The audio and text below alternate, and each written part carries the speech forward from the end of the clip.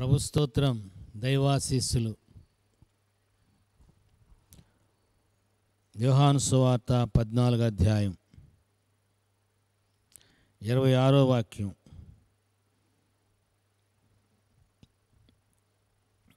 ఆదరణకర్త అనగా తండ్రి నామమును పంపబో పరిశుద్ధాత్మ సమస్తమును మీకు బోధించి నేను మీతో చెప్పిన సంగతులన్నింటినీ మీ జ్ఞాపకం చేయును. ప్రభు తన మాట మన కొరకు దీవించునుగాక. ఆదరణకర్త అనగా తండ్రి నా నామమును పంపబో పరిశుద్ధాత్మ సమస్తమును మీకు బోధించి నేను మీతో చెప్పిన సంగతులన్నిటినీ మీకు జ్ఞాపకం చేయును. పరిశుద్ధాత్మ దేవుడు మనకి సమస్తాన్ని బోధించే దేవుడు. స్తోత్రం.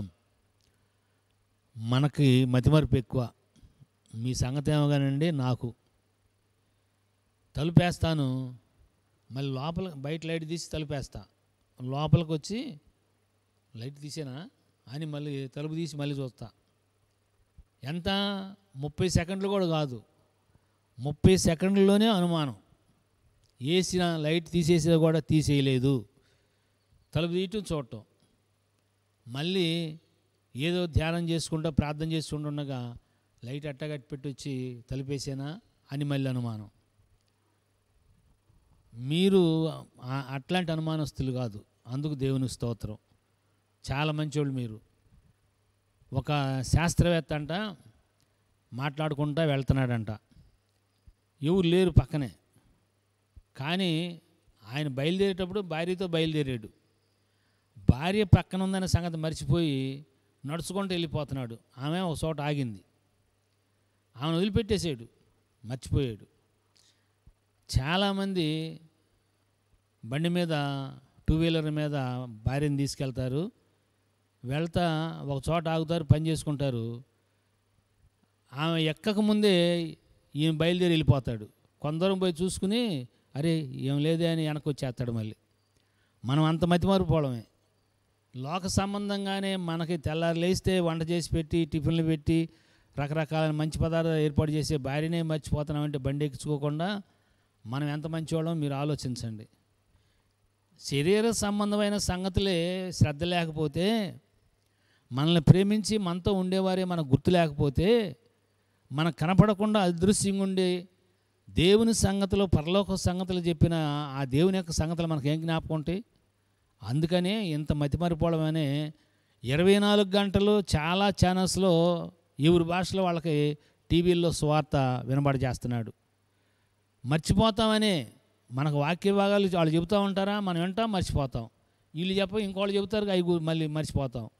ఇట్లా మనం మర్చిపోతున్నామని ప్రభువారు 1కి 10 సార్లు నేను త్వరగా రాబోతున్నానని ప్రభువు చాలామందితో చాలాసార్లు కోట్ల మందితో కోట్ల సార్లు చెప్పాడు. ఎందుకంటే మనము మర్చిపోయే స్వభావం గలవాళ్ళమే. పరిశుద్ధాత్ముడు మన దగ్గరికి పంపించబడ్డాడు. ఎందుకో తెలుసా? 16వ వచనంలో మీ యొద్ద ఎల్లప్పుడూ ఉన్నట్టుకై, మన యొద్ద ఎల్లప్పుడూ ఉండటానికి, ఎల్లప్పుడూ సంగతులు జ్ఞాపకం చేయటానికి, దేవుని సంగతులు జ్ఞాపకం చేయటానికి, దేవుని సంగతులు బోధించడానికి, వాగ్దానాలు జ్ఞాపకం చేయటానికి, మనం మర్చిపోకుండా ఉండటానికి, మనకు జ్ఞాపకం చేయటానికి దేవుని సంగతులు ఆత్మదేవుడు మన యొద్ద ఎల్లప్పుడూ ఉన్నాడు. ఎంత శ్రేష్టమైన సంగతో ఆలోచించండి. ఈవేళ చేయవలసిన కార్యాలని మర్చిపోకుండా మనకు బోధిస్తాడు. నడుస్తుంటే ఇది మార్గం కాదని చెప్తాడు, ఇదే మార్గం అని చెప్తాడు, ఇందులో వెళ్ళమంటాడు, వెళ్ళొద్దంటాడు.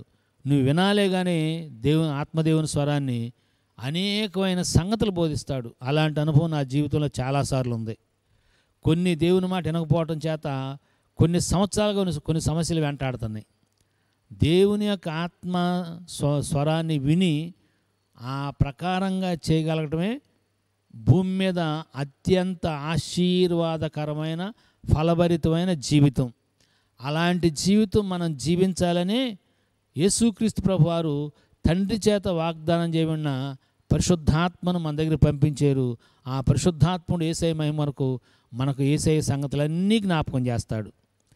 వాటిని వినేవారంగా, గుర్తుపెట్టుకునే వారంగా, అనుసరించే వారంగా ఉన్నట్లుగా ఫలించుటకును, ఫలము నిలిచుటకును, అలాగున ప్రభువును మహింపచుటకును ఆత్మదేవుడు మనకు సహాయం చేస్తున్నారు.